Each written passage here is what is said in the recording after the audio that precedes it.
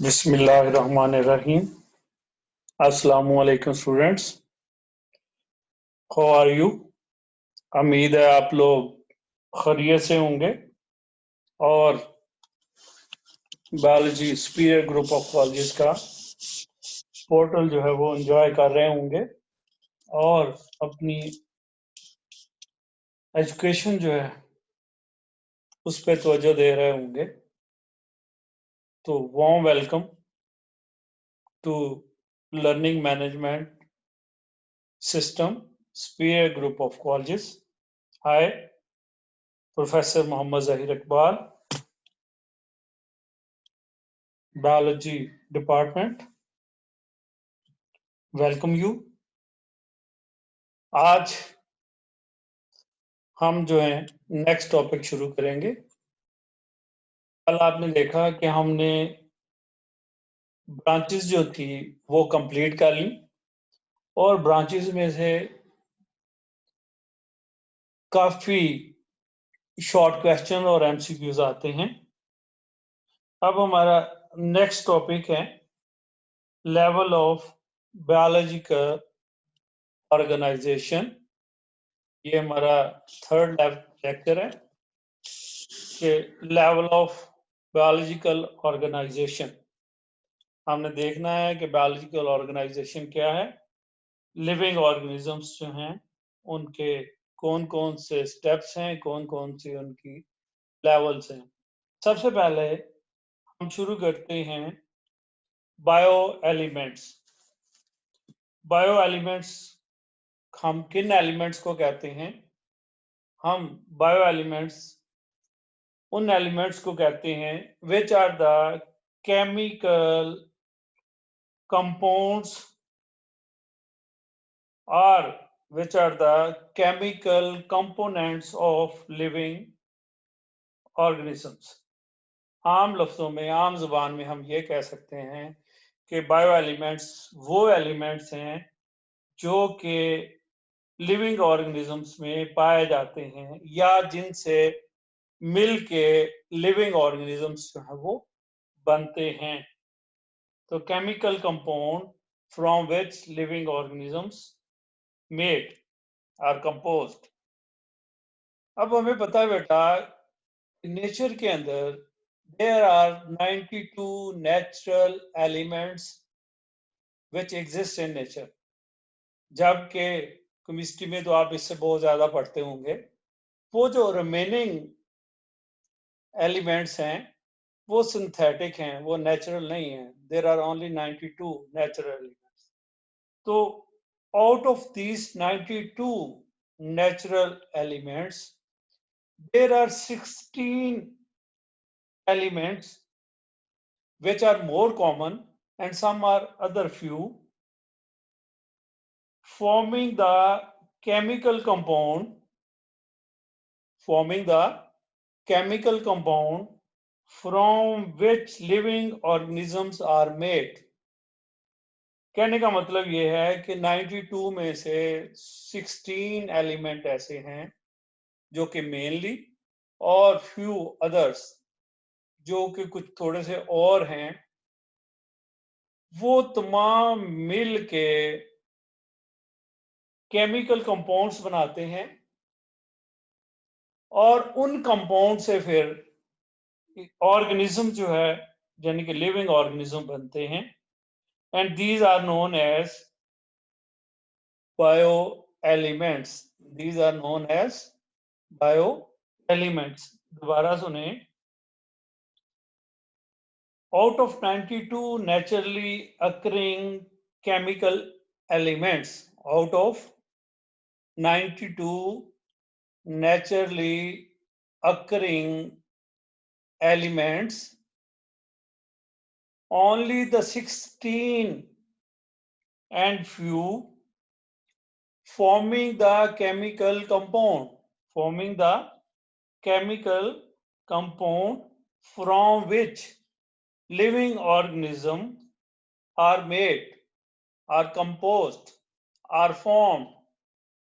These 16 and few, these 16 and few which occur in a particular organism, which occur in a particular mean एक खास organism के अंदर exist करते हैं, they are called bio elements. ये bio elements board के लिहाज से भी बहुत अहम है। तकरीबन हर दूसरे पेपर में बायो एलिमेंट्स की डेफिनेशन और उसके साथ साथ इनकी डिफरेंट कंपोजिशंस जो हैं वो हमेशा आती हैं। बायो एलिमेंट में 99, there are 6 elements in human body which account for 99% of total mass। हमारी बॉडी में लिविंग ह्यूमन बीइंग में 6 एलिमेंट हैं। How many? 6 एलिमेंट ऐसे हैं जो कि 99% ऑफ टोटल मैस हमारी बॉडी का बनाते हैं। इसका मतलब है 99% तो ये 6 ही रोल प्ले करते हैं और बाकी जो 10 रह गए वो तो फिर 1% में आते हैं, जो कि ना होने के बराबर होगा। अब ये 6 कौन कौन से हैं, पहले हम उनके नाम जानते हैं। Oxygen, very important. Carbon, hydrogen, nitrogen, calcium, phosphorus।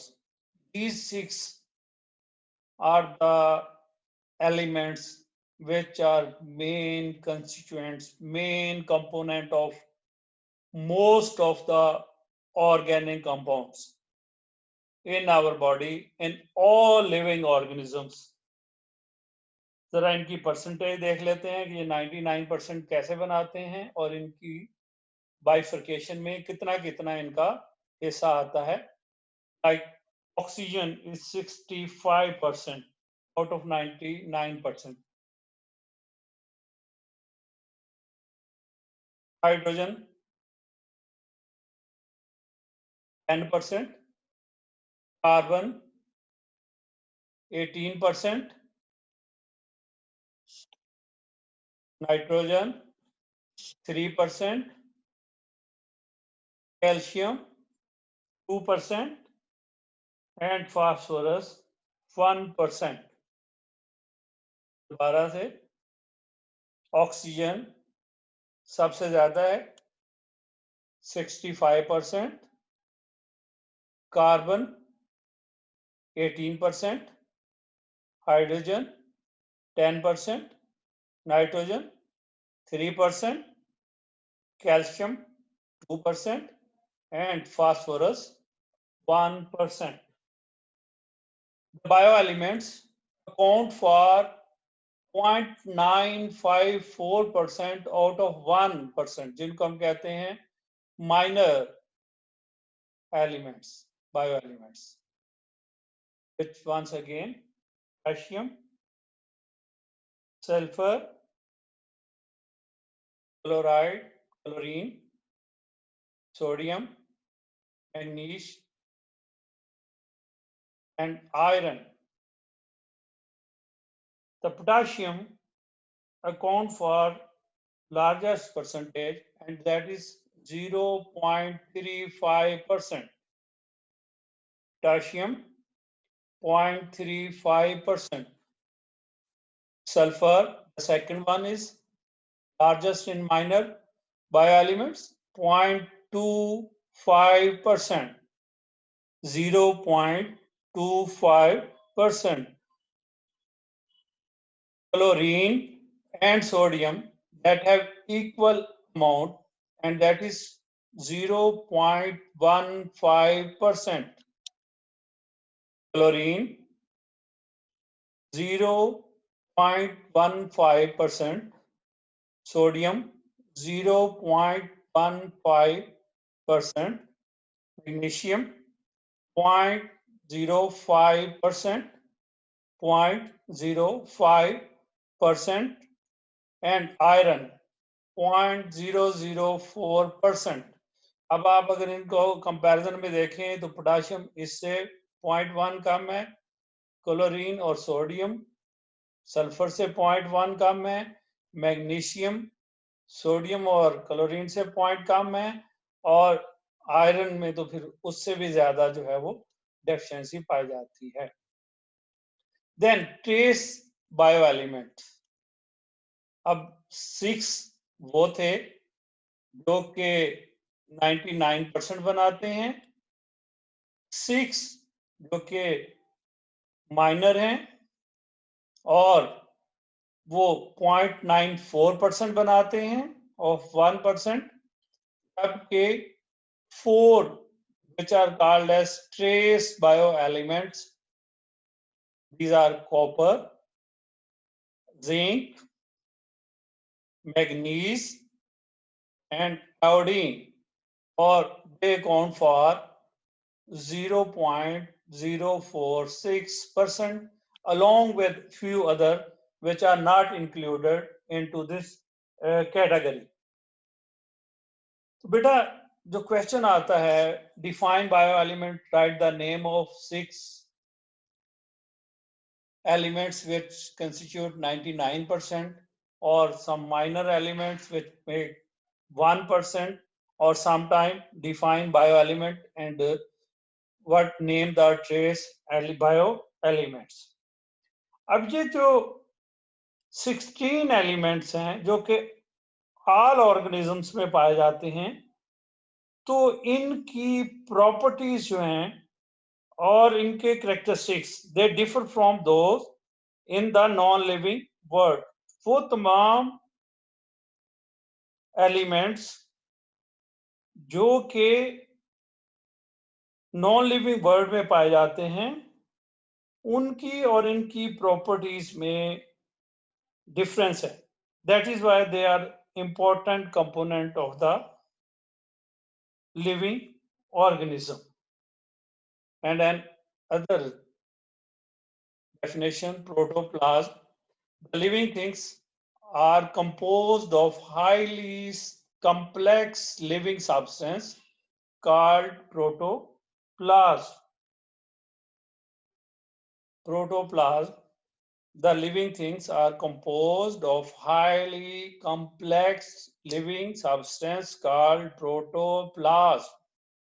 Sometimes we say the cytoplasm and the nucleus, collectively known as protoplasm. Collectively known as protoplasm. Sometimes word protoplast का यूज किया जाता है प्लांट में। The plant cell without cell wall is protoplast की category में आता है। अब हम लेवल ऑफ बायोलॉजिकल ऑर्गेनाइजेशन शुरू करते हैं। बायोलॉजी ऑर्गेनाइजेशन जो है वो स्मॉलेस्ट लेवल से हाईएस्ट लेवल की तरफ हम उसको डिस्कस करेंगे। सबसे पहले जो स्मॉलेस्ट लेवल है दैट इज सब एटॉमिक एंड एटॉमिक लेवल, या दूसरे लफ्जों में जैसे हेडिंग लिखी हुई है एटॉमिक एंड सब एटॉमिक लेवल। हमें पता है एटम किससे मिलकर बनता है। एटम जो है वो mainly electron, proton and neutron के मिलने से बनता है। These particles are known as subatomic particles. These particles combine to produce an atom. Like आपको डायग्राम में कार्बन एटम नजर आ रहा है, एटम बनाते हैं, यानी कि जब इलेक्ट्रॉन, प्रोटॉन और न्यूट्रॉन मिलते हैं तो इनके मिलने से एटम बनता है। और एटम्स जो हैं ये मिलके लिविंग और नॉन लिविंग थिंग्स बनाते हैं, क्योंकि all living and non living matter is composed of simple units called atom. All living and non-living matter is composed of atoms. तो तमाम दुनिया में जितने भी जानदार और गैर जानदार हैं, ठीक है, लिविंग और नॉन लिविंग, डियर स्टूडेंट, वो तमाम के तमाम किससे बनते हैं? एटम से मिलकर बनते हैं। एटम हमें नजर नहीं आता उनमें, लेकिन एटम्स जो हैं वो स्मॉलेस्ट इकाई है उनकी। Next is level is the molecular level. Molecular level में in the word we see atom do not exist in isolated form. हमें एटम्स जो हैं वो अलग अलग नजर नहीं आते, क्योंकि एटम्स जो हैं वो इंडिपेंडेंटली एग्जिस्ट नहीं करते। They are not stable except few one, जो कि इनर्ट गैसेस कहलाती हैं। उनके अलावा बाकी तमाम जो हैं वो आपस में एक दूसरे के साथ कंबाइन होते हैं और कंबाइन होके मॉलिक्यूल्स बनाते हैं। अब डिफरेंट एटम्स हैं जो कि लिविंग बर्ड्स में हैं, जैसे हाइड्रोजन, कार्बन, ऑक्सीजन, नाइट्रोजन, अभी हमने पढ़ा phosphorus, sulphur. These are the main important elements, atoms, जो कि लिविंग वर्ल्ड में एग्जिस्ट करते हैं। तो क्या होता है, एटम्स जो हैं they combine with one another. The atoms of different elements, like आपको नजर आ रहा है, ये डिफरेंट एलिमेंट्स हैं, डिफरेंट एटम्स हैं। कोई हाइड्रोजन का है, कोई कार्बन का, कोई ऑक्सीजन का, कोई नाइट्रोजन का, कोई फास्फोरस, कोई सल्फर, ऐसे ही सो ऑन। ये डिफरेंट एटम्स जो हैं ये आपस में एक दूसरे के साथ कंबाइन करते हैं, combine with each other through bond, through the bond. अब ये जो बॉन्ड्स होते हैं, या तो ये आयनिक बॉन्ड हो सकता है या ये कोवलेंट बॉन्ड होता है। बॉन्ड्स जो हैं, इट इज आयनिक बॉन्ड और it is covalent bond. And to produce a compound, जब डिफरेंट एटम्स आपस में एक दूसरे के साथ मिलते हैं और जब वो एक दूसरे के साथ मिलते हैं तो फिर क्या करते हैं, बॉन्ड्स बनाते हैं, आयनिक बॉन्ड और covalent bond. Then they produce a compound, then they produce a compound that is covalent compound और इट इज आयनिक कंपाउंड। तो इस तरीके से this stable form is called molecule. This stable form is called molecule. जैसे ये दो मिले हैं तो ये स्टेबल फॉर्म बन गई। ये आपको वाटर नजर आ रहा है, ये एक स्टेबल फॉर्म बन गई। जो मॉलिक्यूल होता है वो स्टेबल होता है। तो अब डेफिनेशन दोबारा सुने। The atoms of different elements combine with each other, combine with each other, combine with each other through ionic or covalent bonding, through ionic or covalent bonding to produce compound. This stable form, this stable compound is called a molecule, is called a molecule.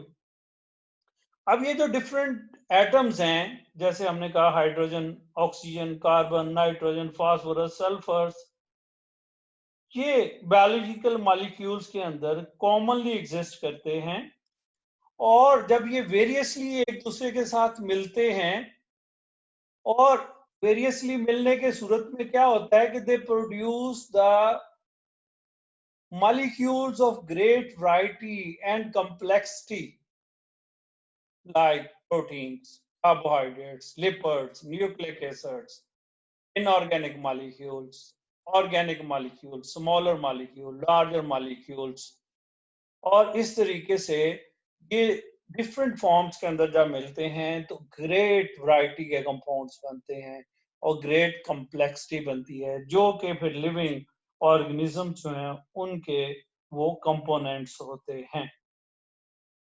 अब molecules को दो तरह से classify किया जाता है, एक molecular weight पे और दूसरा एलिमेंट्स की बेस के ऊपर। Micromolecules. Micromolecules, the molecules which have low molecular weight. अब ये जो लो मॉलिक्यूलर वेट है, ये कितना होना चाहिए? Low molecular weight less than 10,000 Dalton's. ये कैटेगरी है कि हम माइक्रो मॉलिक्यूल्स किसको कहेंगे? ऐसा मॉलिक्यूल जिसका वजन 10,000 डाल्टन से कम होगा, उससे कम होना जरूरी है, इसको हम कहते हैं micro molecules. And the examples are water and carbon dioxide, जो आपकी बुक में गिवन है। और भी बहुत सारी एग्जांपल्स हैं, लेकिन हम वो एग्जांपल्स डिस्कस करेंगे जो आपकी बुक्स में दी हुई हैं, जो आपकी अपनी टेक्स्ट बुक में अवेलेबल हैं। And the second type of molecule is macromolecules. Macromolecules are the molecules which have high molecular weight, जिनका molecular weight ज्यादा होता है। कितना ज्यादा होना चाहिए? About 10,000 Daltons or more, यानी कि उनका molecular weight 10,000 होना चाहिए या उससे ज्यादा होना चाहिए, तब हम इनको कहते हैं कि these are the macromolecules.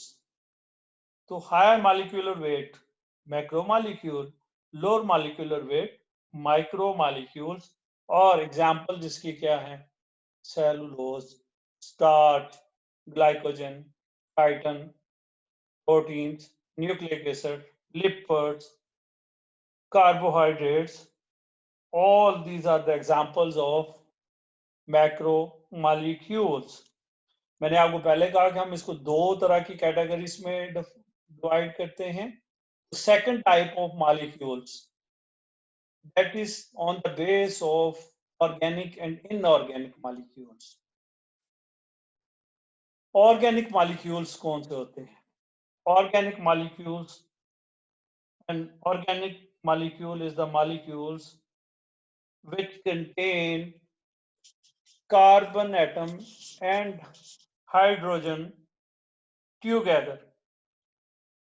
Both carbon and hydrogens होना जरूरी है। An organic molecule, any molecule containing both carbon and hydrogen, they are called as organic molecules. Or organic molecules have great variety and complexity because they are the major components of living molecules. These are different molecules like sugar, lipids, carbohydrates, protein, nucleic acids, alkene, alcohols, carbolic acids, and so on. These all are organic molecules where you can easily see there is a carbon hydrogen bonding. There is a everywhere there is a carbon hydrogen bonding. There is a carbon hydrogen bonding everywhere. While the other molecule is inorganic molecule. Inorganic molecule do not include carbon and hydrogen together. Cross बता रहा है कि carbon और hydrogen इकट्ठे नहीं होंगे। They do not contain both carbon and hydrogen together. So the inorganic molecules do not include carbon, hydrogen together in a molecule like carbon dioxide, water molecule, carbon है, oxygen है, hydrogen नहीं है, hydrogen है, oxygen है, carbon नहीं है। तो these are the examples of these compound. अब ये जो माइक्रो और मैक्रो मॉलिक्यूल्स होते हैं, they combine together to produce an organism. Micro molecules आपस में लाइक वाटर है, कार्बन डाइऑक्साइड है, ये मिलते हैं। इसी तरह से macro molecule glucose, proteins, amino acids, fatty acids, glycerols, nucleic acids, different kinds of nucleic acid, ATP, ADP, AMP, etc. They combine together, and इनके कंबाइन होने से, इनके आपस में एक दूसरे के साथ डिफरेंट वे से अटैच होने से एक ऑर्गेनिज्म बनता है, जिसको कहते हैं हम एन ऑर्गेनिज्म। बेटा ये माइक्रो और मैक्रो मॉलिक्यूल और इसके साथ साथ मॉलिक्यूलर लेवल, ये इंपॉर्टेंट है। बोर्ड ऑफ एग्जाम के पॉइंट ऑफ व्यू से आज का लेक्चर जो था हमारा, ये बहुत अहम था, क्योंकि इसमें बहुत सारे ऐसे क्वेश्चन शामिल थे जो कि बोर्ड में बहुत ज़्यादा रिपीट होते हैं, लाइक बायो एलिमेंट का क्वेश्चन और ये माइक्रो और मैक्रो मॉलिक्यूल्स के क्वेश्चन जो होते हैं, ये बार बार बोर्ड्स में आते हैं। और एक आध दफा मॉलिक्यूलर लेवल जो है एज एक्सटेंसिव क्वेश्चन जो है वो भी आ चुका है। Hope you enjoy the lecture. Inshallah, see you again. Same portal, learning management system, superior group of colleges. Thank you very much.